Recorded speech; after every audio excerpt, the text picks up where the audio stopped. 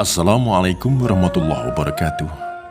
Sobat beriman yang dirahmati Allah, Muhammad Khalil bin Abdul Latif atau lebih dikenal dengan Syekhona Khalil atau Syekh Khalil Bangkalan merupakan ulama karismatik dari Pulau Madura, Jawa Timur.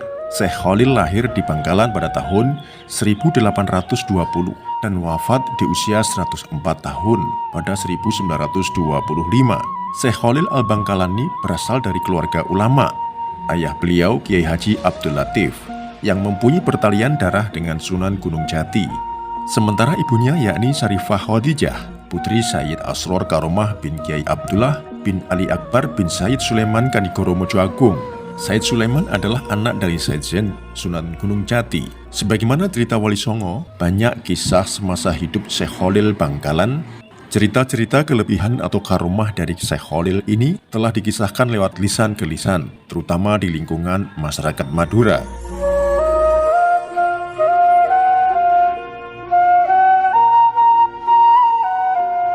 Tertawa keras saat sholat.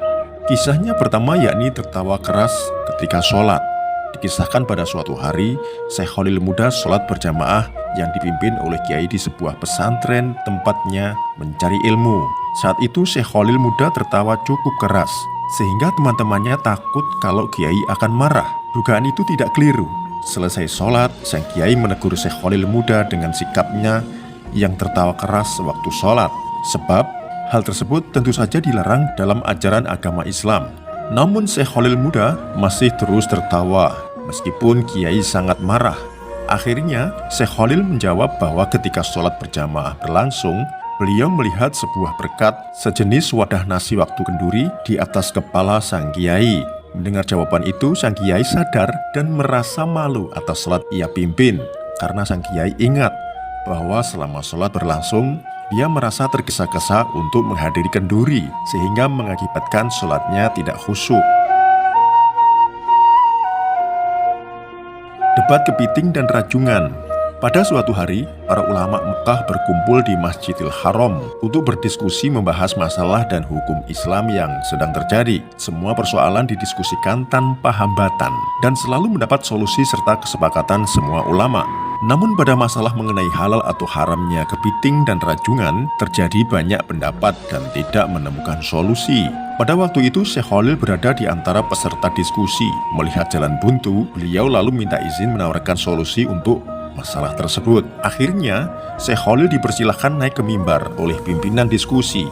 Setelah tiba di atas mimbar, Syekh Khalil berkata, "Saudara sekalian, ketidaksepakatan kita dalam menentukan hukum kepiting dan rajungan ini menurut saya disebabkan saudara sekalian belum melihat secara pasti wujud kepiting dan rajungan." Semua ulama yang hadir dalam diskusi tersebut menyetujui keterangan Syekh Khalil.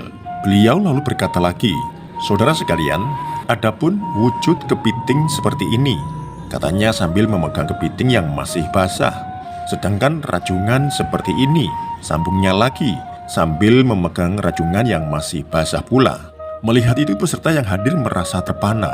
Suasana menjadi gaduh karena keanehan tersebut. Mereka heran dan bingung, dari mana Syekh Khalil mendapatkan kepiting dan rajungan dengan sekejap mata.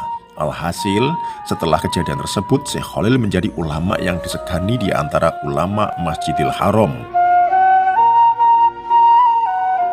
Ke Mekah naik kerocok. Pada suatu sore di pinggir pantai daerah Bangkalan, Syekh Khalil ditemani oleh Kiai Samsul Arifin, salah seorang murid dan sahabatnya. Mereka membicarakan urusan pesantren dan persoalan umat. Tanpa terasa, waktu sudah berlangsung lama dan matahari hampir terbenam. Tiba-tiba Kiai Samsul berkata, "Kita belum sholat asar, Kiai." Syekh Khalil pun langsung beristighfar menyadari kekhilafannya. Kiai Samsul berkata lagi, "Waktu asar hampir habis. Kita tidak mungkin sholat secara sempurna." Akhirnya Syekh Khalil meminta Kiai Samsul mengambil kerocok, sejenis daun aren yang bisa mengapung di atas air, untuk dipakai ke Mekah. Setelah mendapatkan kerocok, Syekh Khalil menatap ke Mekah dan tiba-tiba kerocok yang ditumpanginya melesat ke arah Mekah. Sesampainya di Mekah, azan sholat asar baru saja dikumandangkan dan mereka mendapatkan shaf pertama sholat asar berjamaah di Masjidil Haram.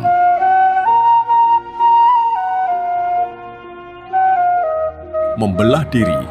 Kisah karomah lain dari Syekh Khalil adalah kemampuannya membelah diri. Artinya, Syekh Khalil dikenal dengan kemampuannya bisa berada di beberapa tempat dalam waktu bersamaan. Suatu waktu pernah ada peristiwa aneh saat beliau mengajar di pesantren.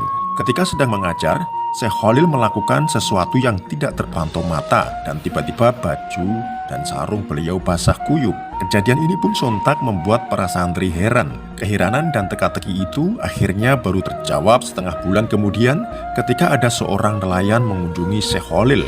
Nelayan itu mengucapkan terima kasih karena saat perahunya pecah di tengah laut, Syekh Khalil langsung datang dan menolongnya.